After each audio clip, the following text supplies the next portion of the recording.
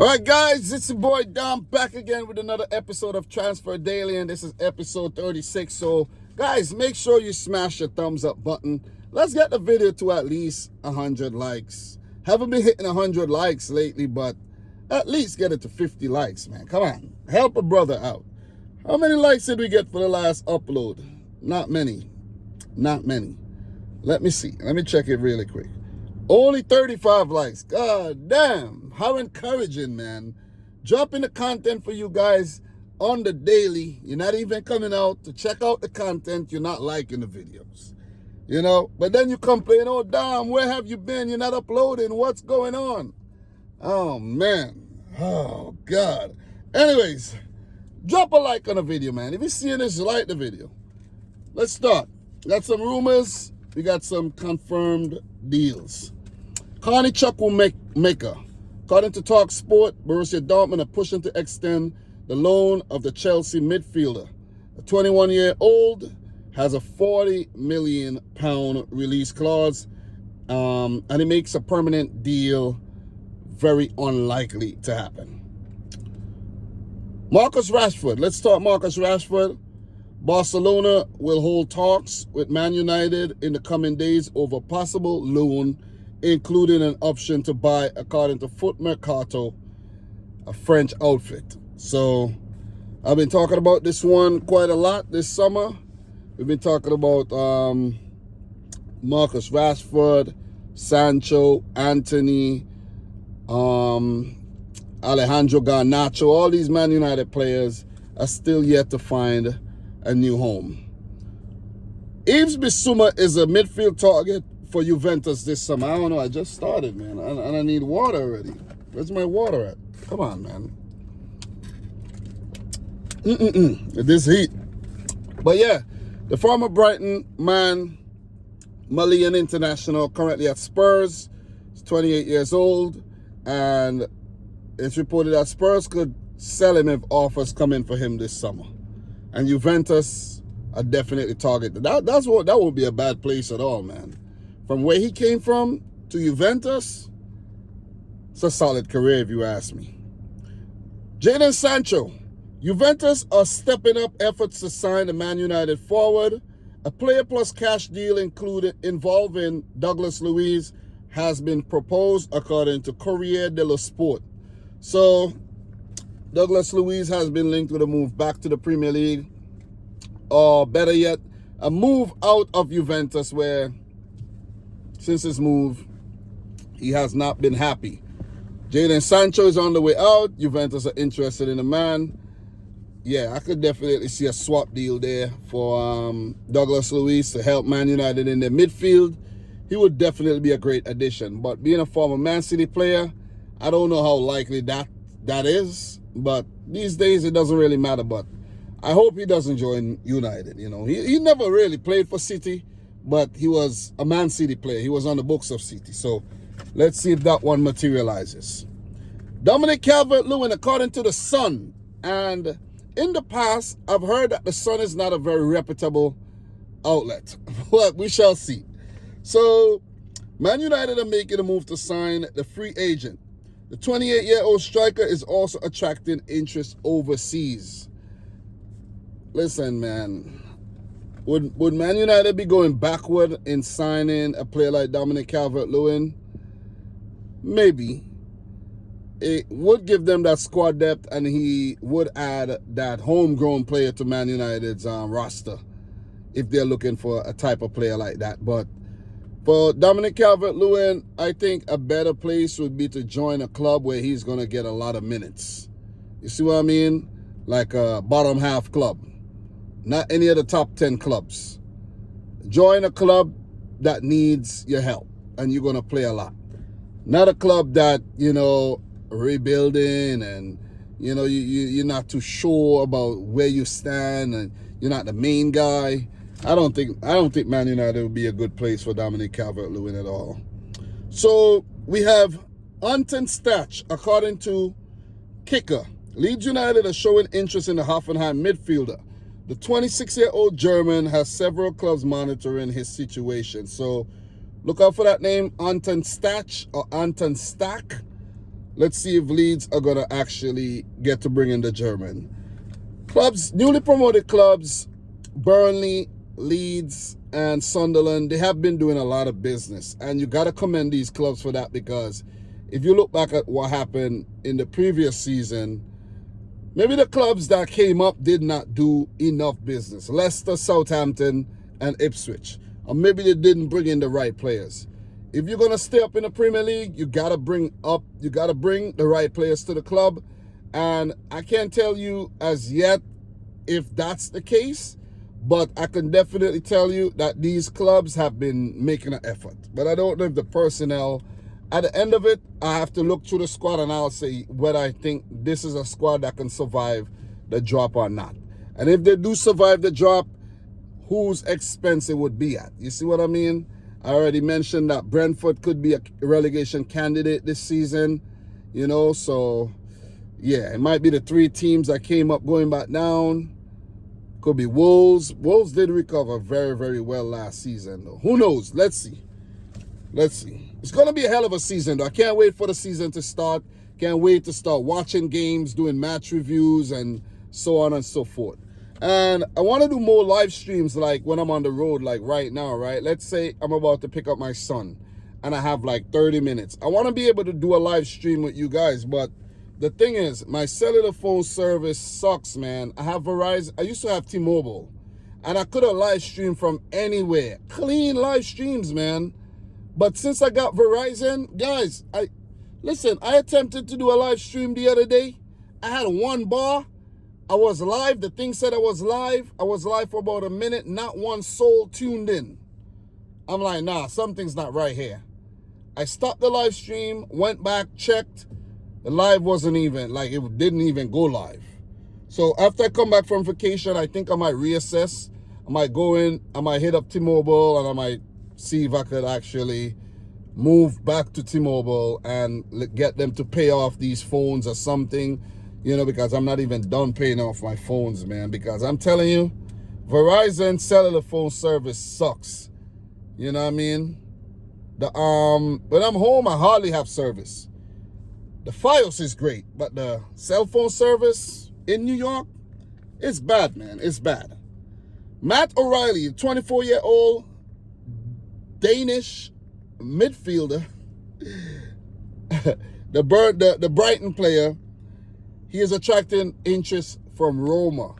And I did see something early on in the summer that Matt O'Reilly was on the move to an Italian club. I don't know what happened with that one, but Roma, he's actually attracted interest from Roma.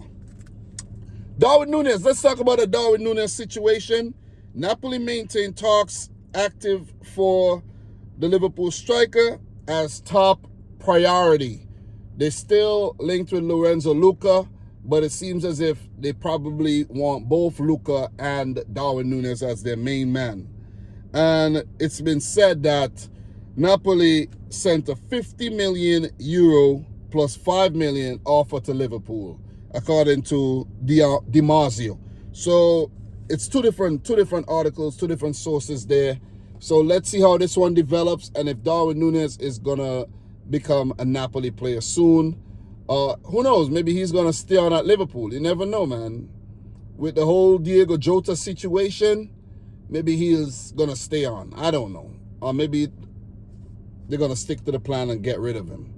But news also came out today from the Spanish police that they determined that Diego Jota, who was the driver, they determined that he was the driver, his brother was a passenger, and they were going way over the speed limit of that particular highway.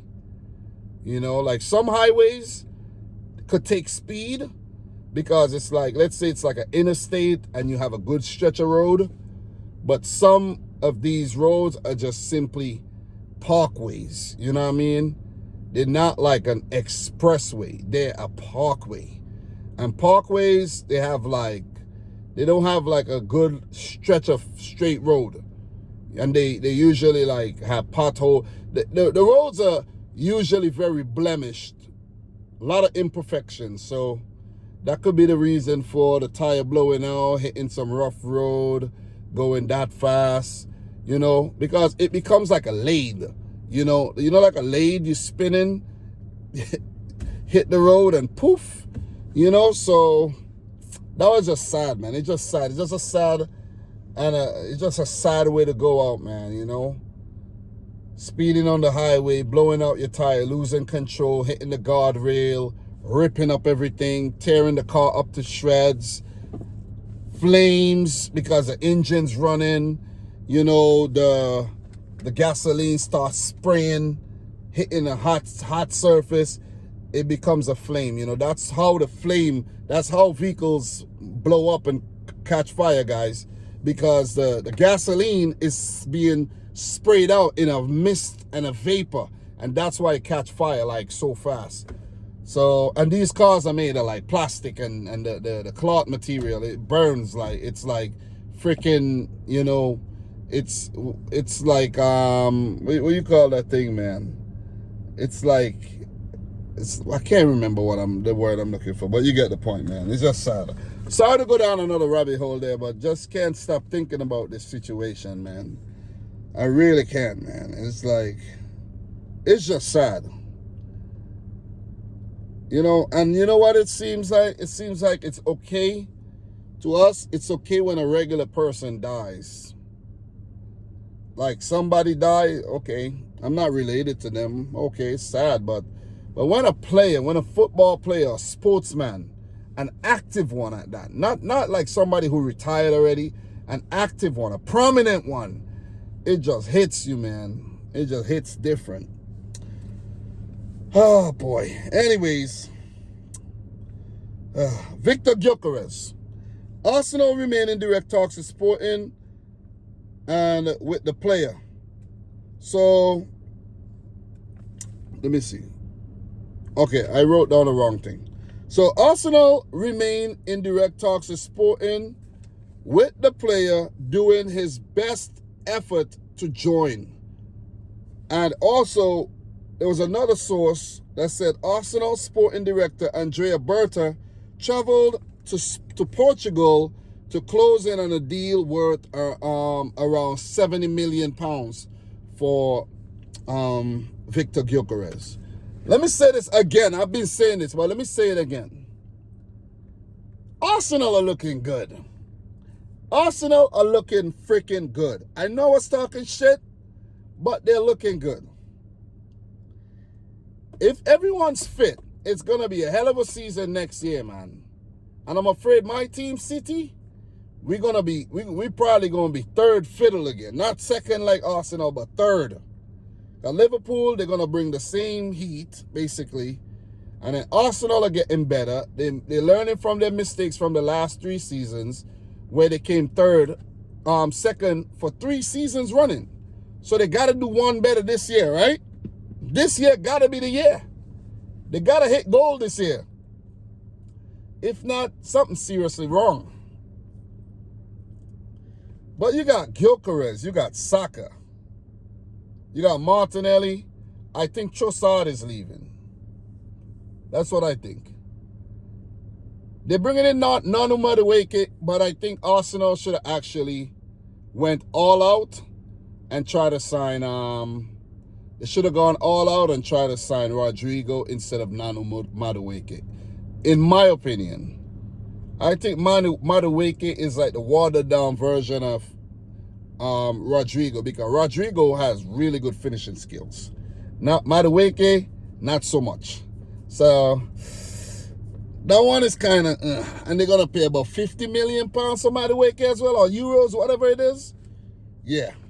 So anyways, let's keep it moving, man. Nottingham Forest have signed Anthony Elanga, the Swedish international. What am I saying? What am I saying? I'm bugging. Newcastle United have signed Anthony Elanga, the Swedish international from Nottingham Forest, for 55 million pounds. I'm bugging. What? I don't know why I read it that way though. And I have it written down from Forest to Newcastle, 55 million pounds. But anyways, I think that's a really good signing, man. You got to give Anthony Elanga the credit, because he was a youth player at United. He broke into the first team, showed a lot of promise, and United didn't keep him. You see what I'm saying? These are the players that you got to keep. These are the players that you got to treat good. A guy like Kobe Mainu, he's like not even first choice anymore. But Elanga went to Forest and he's blossomed, man. He's really blossomed. And now he earned a really big move to Newcastle, because Newcastle is an upgrade on Forest, for sure, without a doubt. So let's talk a bit about Manchester City's midfielder Nico Gonzalez. There has been doubts over his future at Manchester City due to the recent lack of first team involvement. And I don't know if this is the fans that's concerned, because there's nothing really solid coming out. You know, you don't hear any of the journalists talking about this, but it's come out, and you know, I saw on Twitter that there's been some concerns over his future. But let's run through the rest, man. It's coming close to the time to pick up my son, so yeah. Ebericha Eze. Arsenal are working on a permanent structure for a bid that could allow them to sign the player without a substantial sale this summer. But I think they might sell Trossard. Some of that money might be used to bring in, you know, a player like Eze. Zinchenko might get moved on. Who knows? There's guys like Fabio Vieira, you know, amongst others. There's more players that I'm not even mentioning right now at Arsenal that they're going to move on. So, but Eze, that's going to be a great signing for Arsenal, in my opinion. Still on Arsenal. Arsenal have completed the signing of Brentford midfielder Christian Norgard in a £12 million package. Decent signing. So Ibrahima Konate, according to Sky Sports and Sacha Tavolieri, the defender has now made his decision. If he leaves Liverpool, it would only be to join Real Madrid, and he would most likely follow the Trent Alexander-Arnold path. John McGinn, according to The Athletic, Everton are interested in Aston Villa captain, but Villa indicate they want to keep the midfielder. This one is a big one. Johan Bakayoko. Nottingham Forest are targeting the PSV winger as a potential replacement for the outgoing Anthony Elanga. Sean Longstaff. Leeds United are looking to sign the Newcastle midfielder. Florentino Luis, according to Ebola, is on his way out of Benfica. Napoli leading the race with Juventus, Atalanta, Everton, and Burnley also interested. Josh Archer-Youngpong, according to Mike McGrath, Crystal Palace have inquired about the player on a season-long loan from Chelsea. Fenerbahce offered Kyle Walker-Peters a sign-in bonus and an annual salary of 2.4 million euros. Let's see if he's going to join Fenerbahce. I think he should. Bruno Lage, the Benfica manager, has convinced João Felix to return to Benfica. I've covered that a few times, and it seems like it's going to happen. Don't know whether it's going to be on loan or on a permanent basis. Damian Czech, 16-year-old goalkeeper, has signed his first professional contract with Fulham. He is already part of the Czech Republic under-18 side. One for the future. That's Petr Cech's son, just so you know. Erkan Kuchku. Spurs are interested in the Benfica player who had a bust-up with Bruno Lage at the Club World Cup, but news also broke that Besiktas are actually close to signing the player. And last but not least, Edu Gaspar, former Arsenal sporting director. News have broke that Nottingham Forest announced that he is the new global head of football. Yeah, I know it was kind of patchy towards the end there. I made a couple mistakes, but it's all good. But guys, thanks a lot for tuning in to yet another episode. I'll bring another one to you tomorrow, but that's all I have for now. Don't forget to smash the thumbs up button.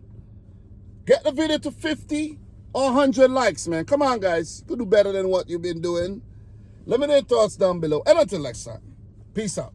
Rich Squad. Gonna hit you with the consistency all summer, man. Guys, talk to you soon.